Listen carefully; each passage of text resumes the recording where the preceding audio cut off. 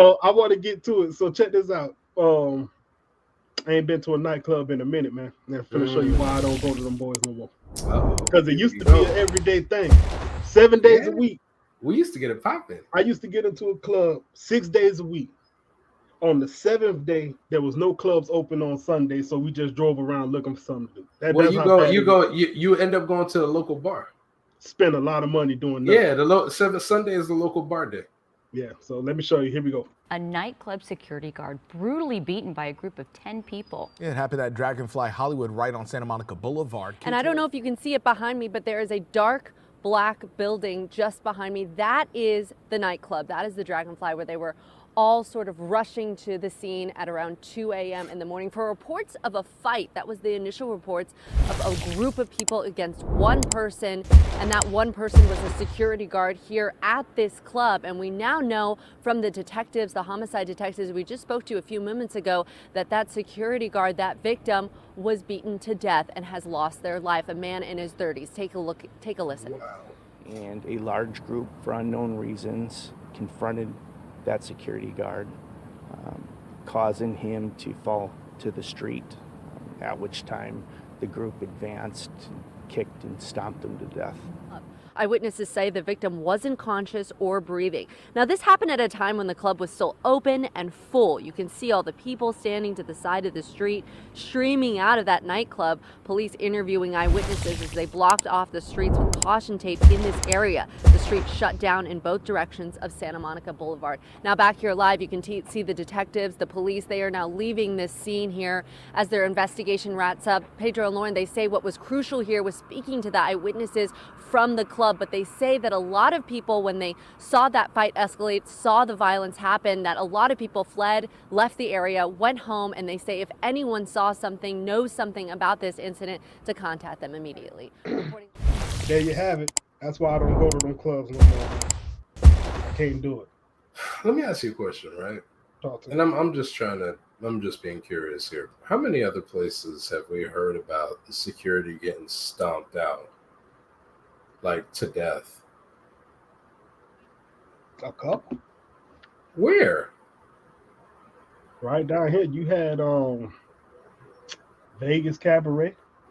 So here's my problem, right? Does Vegas have only one security guard? Did this place only have one security guard? Oh nah. So Are I'm you playing trying the to, angle like where was everybody at? yeah, like I'm trying to figure this one out, because any place that I've ever been to back in the day had multiple security in different sectors, right?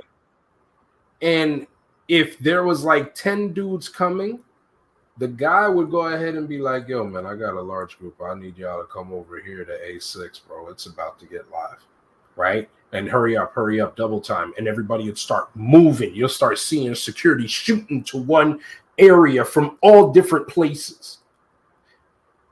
What happened here where 10 people had access to one guy? That's crazy to me. You know what I'm saying? Like, usually, I'm gonna tell you like this: 6 security is enough to take care of 10 people. Six real security. I don't know how it played out 100% not being there, but it looked like a hole in the wall. Let me see if I can get it back up here on the screen. That's what I think it was, yo. Because I think they didn't. It's a I think hole they in the had wall. limited. Yeah, then they would have had like limited security. It looked like the Mint. That's what I'm thinking. I think that's the only way it would make sense. You know, like a hole in the wall place that only had like one big dude, and then now they got 10 people, and it's like, nah, man, that ain't gonna cut it. You know, 10 people on one dude, it don't matter who you are. So they go to spot right there. So it looked like a little hole in the wall. Foreign domestic Hollywood Spar Center or Spear Center. Here's the club right here. So here's the door, and it probably goes into like one of those places where there's a bar in the middle. That's what it looked like. So I guess, it must be a little hole in the wall. That's what I mean. So I could see how 10 people could overwhelm one person. Even if there was 2 people, you're not stopping 10 people from. But think about it, yo. If a hole in the wall gets packed, that means that there's at least 20 to 30 people in that hole in the wall. That's packed, right? For a hole in the wall. You're gonna need at least 2 to 3 people for that many people. You can't have just one.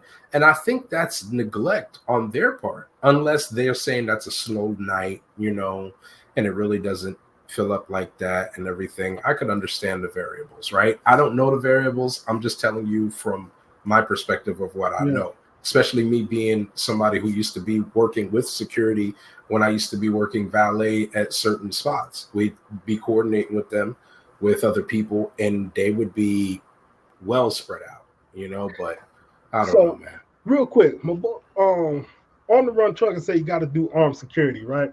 Yeah, I can see that. I don't know the rules, but would security be able to carry around alcohol? Because you can't have your stuff around alcohol as a civilian. No, man, if you're security and you have like a certain class of license, then you're able to be armed, right? Okay. So it doesn't matter if you're around alcohol or not. It's about your certifications.